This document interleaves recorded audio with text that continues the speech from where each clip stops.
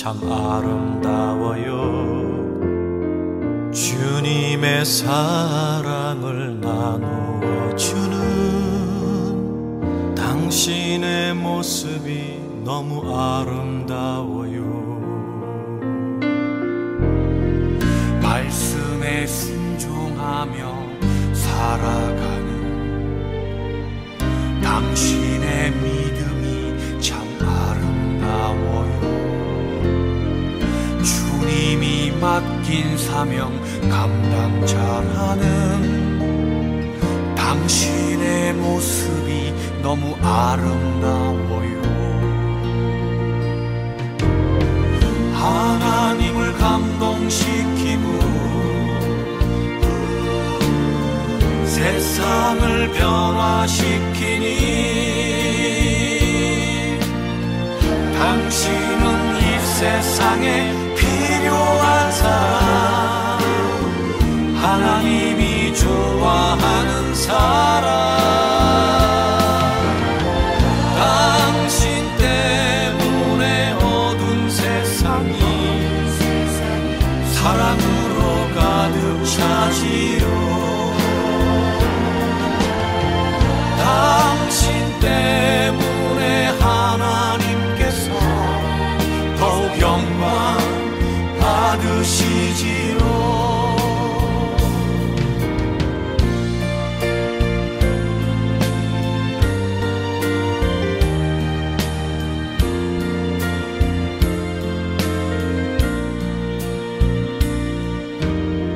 주님의 은혜로 살아가는 당신의 모습이 참 아름다워요. 주님의 사랑을 나누어 주는 당신의 모습이 너무 아름다워요. 하나님을 감동시키고 세상을 변화시키니 당신은 이 세상에 필요한 사람, 하나님이 기뻐하는 사람. 당신 때문에 어두운 세상이 사랑으로 가득 차지요. 당신 때문에 하나님께서 더욱 영광 받으시지요. 당신 때문에 어두운 세상이 찬양으로 가득 차지요. 당신 때문에 하나님께서 더욱 영광 받으시지요. 더욱 영광 받으시지요.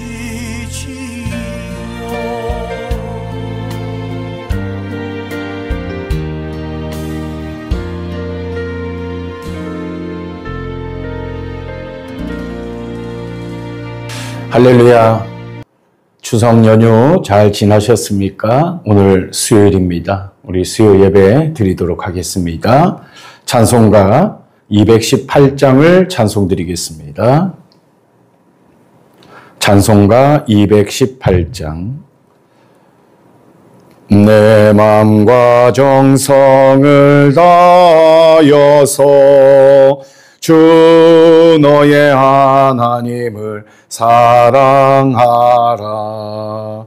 내 몸을 아끼고 사랑하듯 형제와 이웃을 사랑하라.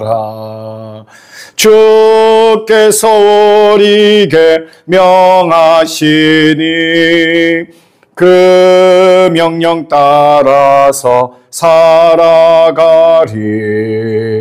널 미워 해치는 원수라도 언제나 너그럽게 사랑하라. 널 핍박하는 자 위에서도 신실한 마음으로 복을 빌라. 주께서 우리에게 명하시니 그 명령 따라서 살아가리. 나 항상 주님을 멀리하고 형제를 사랑하지 못하였다. 이러한 죄인을 사랑하사 주께서 몸버려 죽으셨다. 속죄의 큰 사랑 받은 이 몸 내 생명 다 바쳐 충성하리.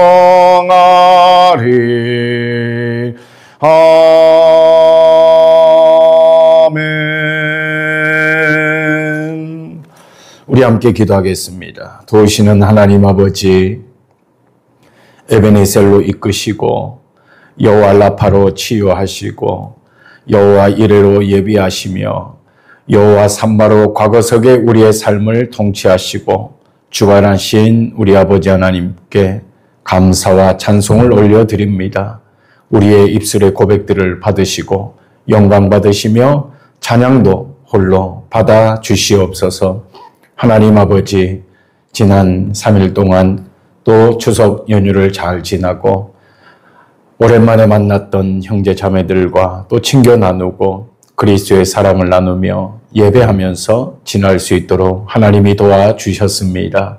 이 하나님의 은혜와 사랑을 잊지 아니하며 가정을 위해 또한 이름난 가문이 되도록 스스로 힘쓰며 아버지 하나님 앞에 착함과 의로움과 진실함이 우리 신앙의 좋은 가훈이 되게 하여 주셔서 아버지 하나님을 영화롭게 해드리며 우리 자녀손들이 선조들의 신앙을 잘 이어받고 그들 또한 누군가의 선조들이 될 수 있도록 아버지 함께 하시고 역사하여 주시옵소서.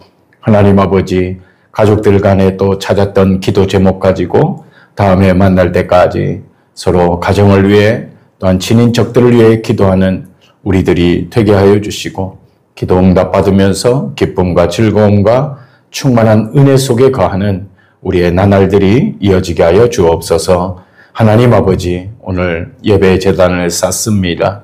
우리 아버지께서 역사하시고 은혜와 진리로 충만한 시간, 복된 시간, 은혜의 시간, 귀한 말씀을 묵상하는 시간이 되게 하시고 깨달음이 있고 교훈을 얻는 복된 은혜의 시간으로 아버지께서 삼아 주시옵소서.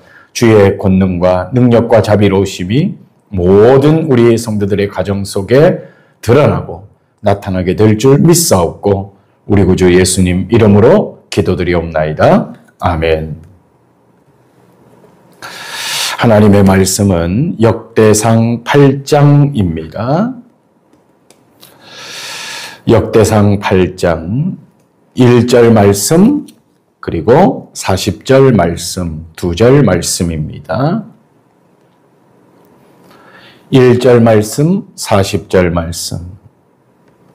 베냐민이 낳은 자는 맏아들 벨라와 둘째 아스벨과 셋째 아하라와 40절 말씀.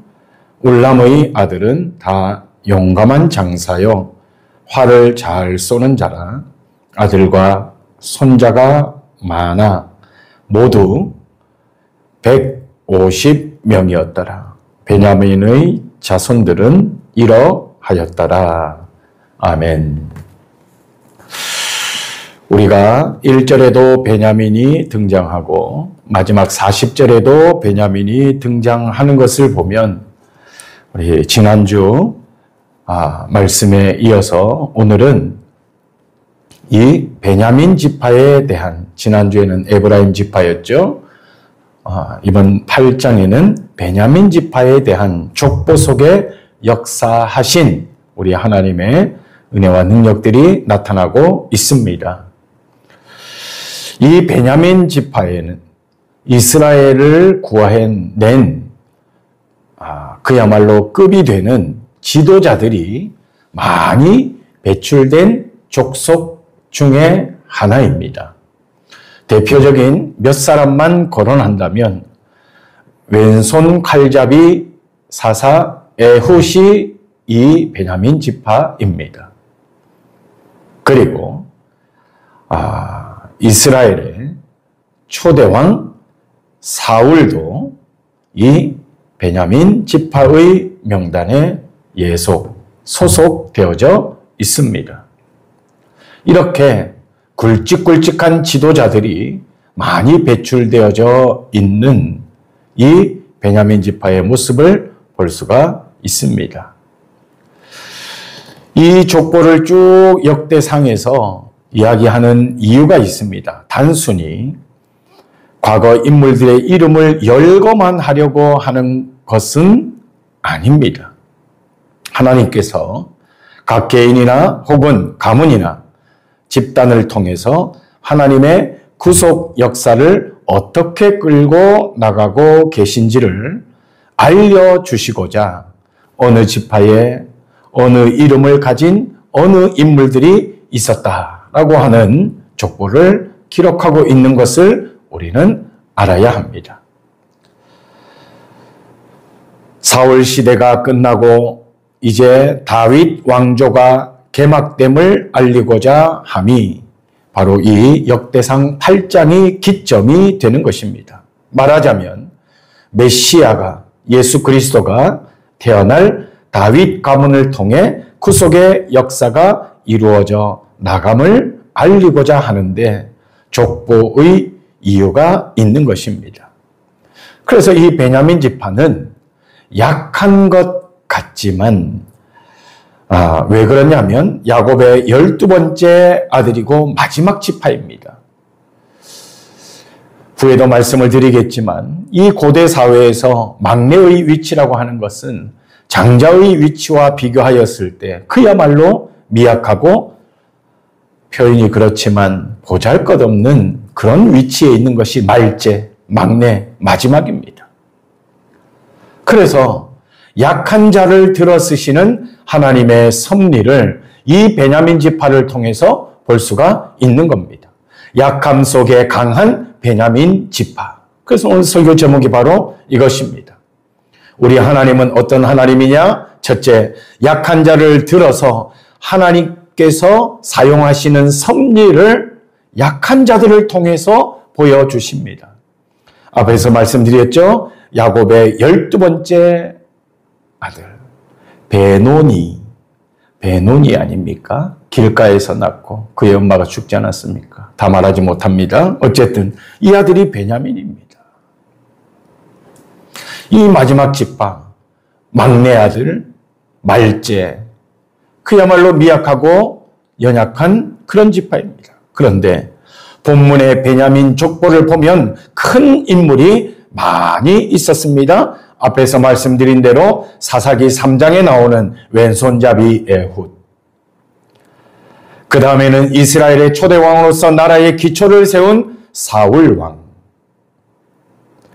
사울왕의 아들로서 더 큰 지도자인 다윗의 절친한 친구인 요나단이 바로 당연히 아버지가 거기니까 베냐민 지파에 예속되어져 있는 그런 굵직한 인물 중에 하나입니다. 이것은 이스라엘의 장자된 르우벤 지파에서는 변변한 인물 하나 배출되지 않은 점을 상대적으로 비교 또한 고려한다면 이런 굵직한 위대한 사사 에훗이 등장하고 이스라엘 백성들의 첫 번째 나라로 변형되고 그 나라의 첫 번째 왕이 된 사울이 배출되고 아버지는 정신없는 사람이었지만 훗날에 그 아들이 정신 차려 더 큰 리더자인 다윗의 절친한 친구 요나단이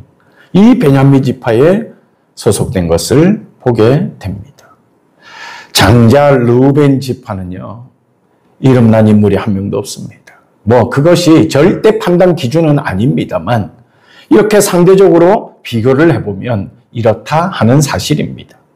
무엇을 의미합니까? 하나님은 어떤 분이냐? 하나님은 하나님의 사역을 위하여, 하나님의 구속 일을 위하여, 구속 사역을 위하여 심지어 약한 자, 천한 자, 미련한 자를 오히려 지혜롭고 스스로 강하다고 외치고 나는 권력과 힘이 있는 자야, 이렇게 말하는 사람을 오히려 부끄럽게 하시며, 미련하다고 칭함받는 자, 천한 천민 출신에 있는 사람들, 약한 사람들을 통해서 하나님은 섭리를 이루어 나가시고 만들어 나가시는 하나님이라. 그래서 우리는 세상 속에서 강함이 아니라 하나님 앞에서 강함인 것을 알아야 합니다. 우리는 약할 때 강함 되시는 주님을 붙잡고 있는 이 삶이 우리의 강함의 역동성을 나타내고 있는 것을 우리 기억하여서, 하나님, 내가 하나님께 붙잡힌 바된 자가 되게 하여 주셔서 하나님께 절대 신뢰를 얻고 나 또한 하나님을 붙잡고 살아가는 복된 인생 되게 하시옵소서. 이것이 우리 평생을 두고 기도해야 될 기도 제목 아니겠습니까? 기억하십시오. 하나님은 약한 자를 들어서 세상의 강한 자의 어떤 부끄러움을 드러내기 위한, 그리고 하나님은 약한 자를 들어서 하나님의 섭리를 만들어 나가시는 분이다 하는 것을 이 베냐민 지파를 통하여 알 수가 있는 것입니다. 두 번째, 오늘 우리가 읽은 이 8장 전체의 내용을 보면 폭력이 나오는데, 폭력은 반드시 폭력으로 망하게 되는 겁니다. 여러분, 폭력이라고 하면요, 성폭행도 있고 여러 가지 아닙니까? 물리적인 폭행도 있고 언어의 폭행도 있고 어떤 행정의 폭행도 있고 여러 가지 있지 않겠습니까? 중요한 것은 이 폭력은 반드시 폭력으로 망하게 된다는 것을 이 8장 전체의 내용을 통하여 우리에게 알려주고 있습니다. 13절을 보십시오.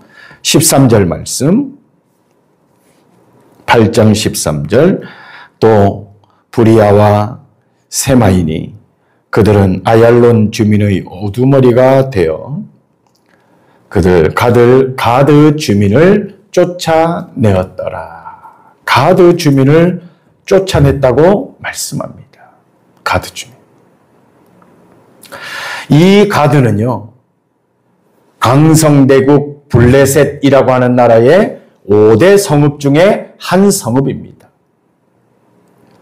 이 5대 성읍 중의 가장 중요한 성읍으로서 바로 앞에 있는 7장에서 보았듯이 가드 흑인들이 에브라임 자손들을 죽였던 자들이라고 7장 21절에 기록하고 있거든요. 하지만 베냐민 지파 출신들이 이 성읍을 공략함으로써 저들을 그 땅에서 완전히 쫓아내므로 과거의 수치를 극복하게 되는 모습을 보게 됩니다. 폭력으로 얻은 것은 이렇게 폭력에 의해 빼앗기는 법입니다. 우리 주님께서 뭐라고 그랬습니까? 검을 쓰는 자는 검으로 망한다. 베드로에게 검을 집어넣으라. 예수님의 말씀을 교훈 삼아 우리는 어떤 물리적인 힘, 권력적인 힘, 이러한 힘이 있다고 상대적으로 약자들에 대하여 폭력, 폭행, 이런 것은 예수 믿는 사람들과 어울리지 않는 대목이라고 하는 것을 역사 속에서 알려주고 있습니다. 에브라임 지파를 괴롭히고 에브라임 성읍들을 침략하고 무언가 빼앗고 탈취할 때는 가드 성읍 사람들이 기분 좋았겠죠. 하지만 폭력적이지 않으신 우리 하나님은 폭력을 행하는 저들을 가만히 두지 않은 것을 보게 됩니다. 우리 예수 믿는 사람들은 착함과 의로움과 진실함이 예수 믿는 사람들의 가장 잘 어울리는 옷임을 기억해야 됩니다. 온순하고 선하고 참을 줄 알고 인내할 줄 알고 이것이 예수 믿는 사람들의 도덕적인 특성임을 알려주고 있습니다. 에브라임 지파가 고생하고 고난당했던 것을 마지막 베냐민 지파가 용맹 있는 자들이 그것을 다시 탈취해 오는 과정 속에서 하나님의 손이 개입하시더라 하는 사실입니다. 세 번째, 오늘 우리가 꼭 기억해야 될 내용입니다. 약속에 충실한 자는 반드시 큰 보상을 받는다는 사실. 34절을 보십시오. 요나단의 아들은 무립바알이라 무립바알은 미가를 낳았고 미가의 아들들은 쭉 이렇게 내려갑니다. 자, 집중하십시오. 역사를 좀 거슬러 올라가야 합니다. 이스라엘의 초대 왕이 되었던 사울은 하나님께 불순종함으로써 버림받은 자가 되고 말았습니다. 그 곁과 사울 왕가는 모두가 멸망당하고 대신에 다윗 왕가가 들어서지 않았습니까? 하지만 그렇게 몰락하는 중에서도 사울의 아들 요나단의 가문만은 번성한 것을 보게 됩니다. 34절에서 계속 이 자녀들이 40절까지 쭉 내려가게 됩니다. 34절 이하에 보면 요나단의 계보가 수대 이후까지 이어져 가는 것을 보게 되는데 이는 그 옛날 요나단이 다윗에게 했던 부탁, 즉 여호와께서 너 다윗의 대적들을 지면에서 다 끊어버리신 때에도 너는 내 인자를 내 집에서 영영히 끊어버리지 말라. 사무엘상 20장에 있는 내용입니다. 20장에 있는 내용입니다. 다윗의 대적들을 지면에서 다 끊어버리신 때에도 사울 왕도 다윗의 적 아니었습니까? 훗날에 하나님께서 그를 끊어버리지 말라고 그랬거든요. 그러니까 사울 왕의 모든 연결된 집안, 가문, 가족들은 다 몰락했는데 다윗의 절친 요나단은 명맥을 이어나가는 것을 보십시오. 요나단의 아들은 쭉 내려가지 않습니까? 하나님의 약속입니다. 하나님이 사무엘 시대에 그에게 약속했던 내용입니다. 하나님은 우리에게 약속하십니다. 약속하신 그 약속을 하나님은 잊어버리지 않습니다. 우리가 잊어버려서 문제지. 중요한 것은 이 세상의 개인적인 일이든 지구상의 모든 일이든 성경 말씀, 하나님의 약속대로 이루어져 가고 있고 또한 그렇게 만들어져 가고 있다고 하는 사실. 사울은 다윗을 죽이려고 했지만 사울의 아들 요나단은 오히려 다윗을 선대함으로써 하나님의 뜻을 쫓은 인물 아니겠습니까? 약속대로 됩니다. 하나님께서 나에게, 우리에게, 우리 가정에, 우리 교회에 약속하신 그 약속대로 이어진다고 하는 것을 오늘 이 긴 베냐민 족속의 족보 속에서 우리는 기억할 수가 있습니다. 약속, 의심치 않기를 축복합니다. 하나님의 약속 의심치 아니하고 이 약속만 튼튼히 붙잡고 있다면 우리는 승리로운 인생을 살게 될 것이며 이 승리로운 인생을 만들어줄 슬기까지, 지혜까지 하나님으로부터 받게 된다고 하는 사실. 그러므로 하나님의 약속을 굳건히 붙잡고 약했던 베냐민 지파이지만 약함 속에서 강함을 드러냈던 이 베냐민 지파처럼 사회적인 그리고 외부적인 어떤 힘이나 권력을 가지고 왈가왈부할 것이 아니라 우리는 하나님께 붙잡힌 바 된 베냐민 지파 같은 그러한 인생을 살아갈 때에 우리의 훗날이 튼튼하며 우리의 이후가 더욱더 아름답게 될 줄로 믿습니다. 기도합시다. 도우시는 하나님 아버지, 우리도 이 세상을 살아가며 약한 존재입니다. 부족한 존재입니다. 그러나 하나님께 붙잡힌 바 됐다면 우리는 강한 영혼, 강한 믿음, 이 세상을 이길 수 있는 능력의 복된 인생, 삶이 될 줄로 믿습니다. 아버지, 하나님께 붙잡힌 바 된 우리 베냐민처럼 우리의 인생도 그러하게 하여 주시옵소서. 예수님 이름으로 기도합니다. 아멘. 찬송 드리겠습니다. 370장을 우리 다 함께 찬송 드리겠습니다. 370장. 주 안에 있는 나에게 단 근심이 있으랴. 십자가 밑에 나아가 내 짐을 풀었네. 주님을 찬송하면서 할렐루야 할렐루야. 내 앞길 멀고 험해도 나 주님만 따라가리. 그 두려움이 변하여 내 기도 되었고 전날의 한숨 변하여 내 노래 되었네. 주님을 찬송하면서 할렐루야 할렐루야. 내 앞길 멀고 험해도 나 주님만 따라가리. 내 주는 자비하셔서 늘 함께 계시고 내 궁핍함을 아시고 늘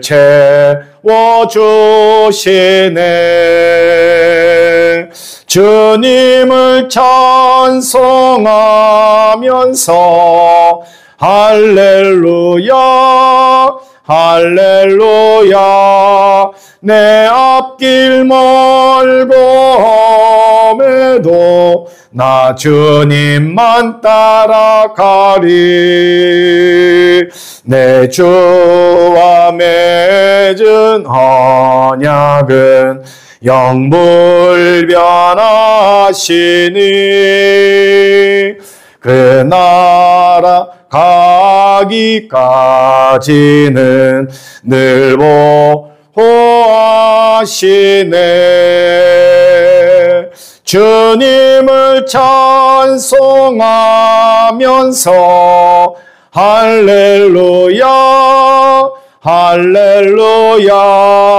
내 앞길 멀고 험해도 나 주님만 따라가리. 아멘. 우리 주님 가르쳐 주신 기도 묵상하며 드립니다. 하늘에 계신 우리 아버지, 아버지의 이름을 거룩하게 하시며 아버지의 나라가 오게 하시며 아버지의 뜻이 하늘에서와 같이 땅에서도 이루어지게 하소서. 오늘 우리에게 일용할 양식을 주시고 우리가 우리에게 잘못한 사람을 용서하여 준 것 같이 우리 죄를 용서하여 주시고 우리를 시험에 빠지지 않게 하시고 악에서 구하소서. 나라와 권능과 영광이 영원히 아버지의 것입니다. 아멘.